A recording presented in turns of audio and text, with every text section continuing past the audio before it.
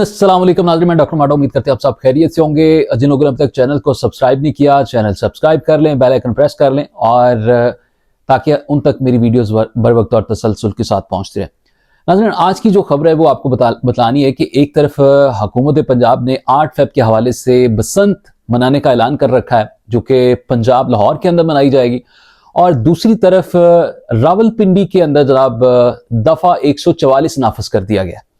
और उसके साथ साथ जनाब जब ये दफ़ा 144 नाफज हुआ, वो तो पहले भी हम देखते हैं कि अडेला जेल के बाहर जब भी खान साहब की बहनें रिहाई के लिए बाहर जाती हैं तो वहां पर एक तरह का कर्फ्यू नाफज किया जाता है और फिर उन पर मुकदमात भी दर्ज किए जाते हैं।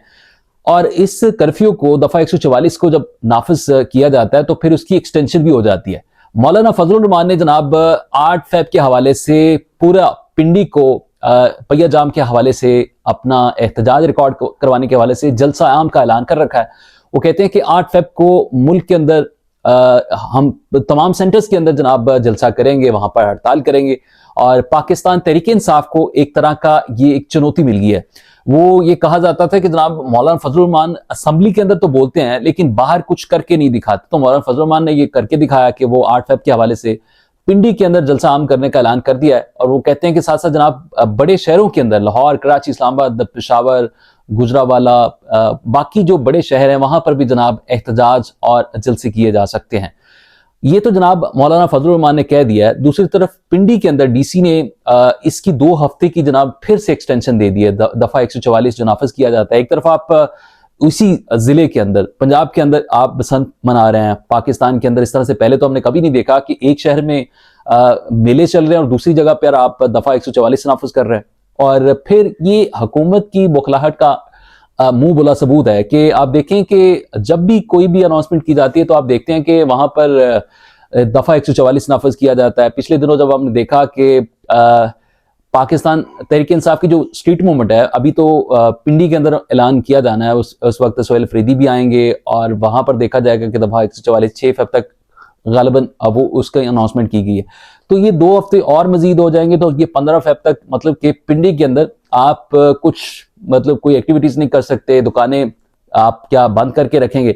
दूसरी तरफ महमूद खान अचकज़ई ने भी ये आज कह दिया कि 8 फ़रवरी को दुकानें बंद रखी जाएंगी, टैक्सियां और दीगर जो ट्रांसपोर्ट है वो मुअत्तल कर दी जाएगी और कारोबारी जो सरगर्मियां वो रोकी जाएंगी। और कहा जा रहा है कि ये महज इब्तिदाई और आइंदा जो मरहले में तरीके तहफ़्फ़ुज़ पाकिस्तान और कारकुनान सियासी जमातों से अपील कर सकती है कि वो जेल भरो तहरीक के लिए तैयार रहे।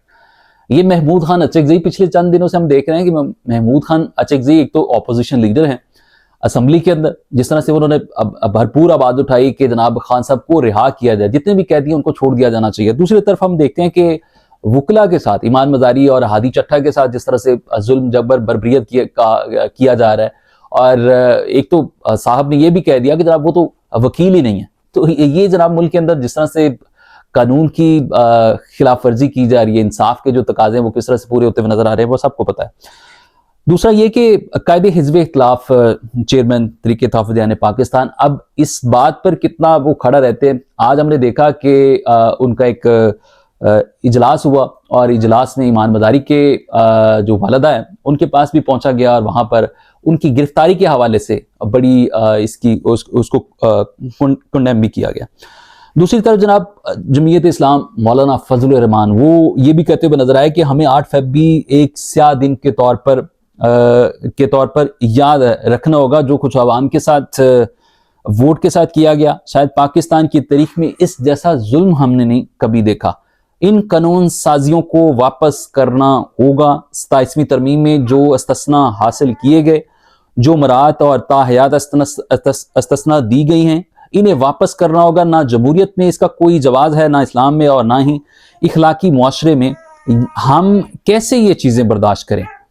ये मौलाना फजलुर रहमान पिछले दिनों आपने देखा कि 27वीं तरमीम जब मंजूर हो रही थी तो मौलाना फजलुर रहमान साथ दे रहे थे, और ये मौलाना फजलुर रहमान की उसकी राय के बगैर जब उन्होंने ये मंजूरी, तो मौलाना फजलुर की मंजूरी के बाद ये सारी चीजें हुई हैं। तो 27वीं आईनी तरमीम क्या मौलाना फजलुर रहमान की बगैर मंजूरी की ये हुई है?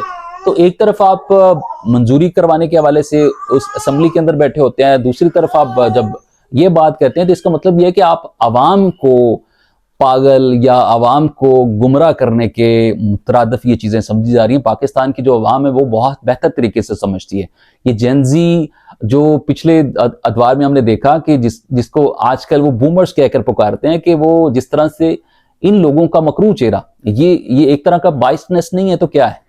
आप लोगों के साथ कुछ और कमिटमेंट करते हैं और फिर जब बाहर निकल कर ये आवाज़ उठाते हैं कि जनाब 27वीं आईनी तरमीम मंजूर होगी, क्या वो आपके बगैर मंजूर हुई? आप सबको पता है कि मौलाना फजल रहमान जिस तरमीम में भी शामिल हुए हैं वो मंजूर होती हुई नजर आई है। तो ये आम जनता को अब ये सोचना होगा कि पाकिस्तान तहरीक इंसाफ की आगे की जो 8 फ़रवरी के हवाले से जो ये स्ट्रीट मूवमेंट है वो किस हद तक मजबूत होती हुई नजर आएगी। आपने केपी के अंदर देखा कि पाकिस्तान तहरीक इंसाफ जिस मोमेंटम और जिस प्रेशर के साथ इस तरीक को कामयाब करवाने में सोहेल खान अफरीदी का साथ दे रही है। हमने कहा कि सोहेल खान अफरीदी वो लीडर है जो इमरान खान की तरह लीड करते हुए नजर आते हैं।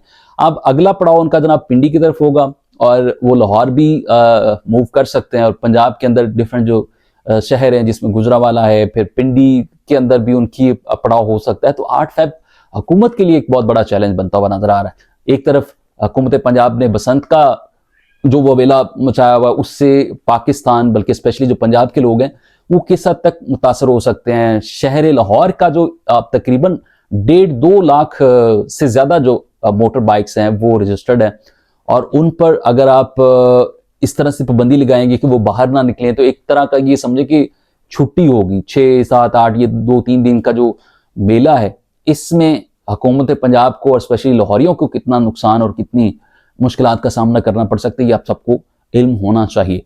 तो जनाब आज की ये डेवलपमेंट्स थी आपके सामने रखी। चैनल को सब्सक्राइब कर लें, बेल आइकन प्रेस कर लें ताकि आप तक मेरी वीडियोस बर वक्त और तसलसल के साथ पहुंचती रहे। अपना ढेर सारा ख्याल रखिएगा। मुझे दीजिए इजाजत। अल्लाह ने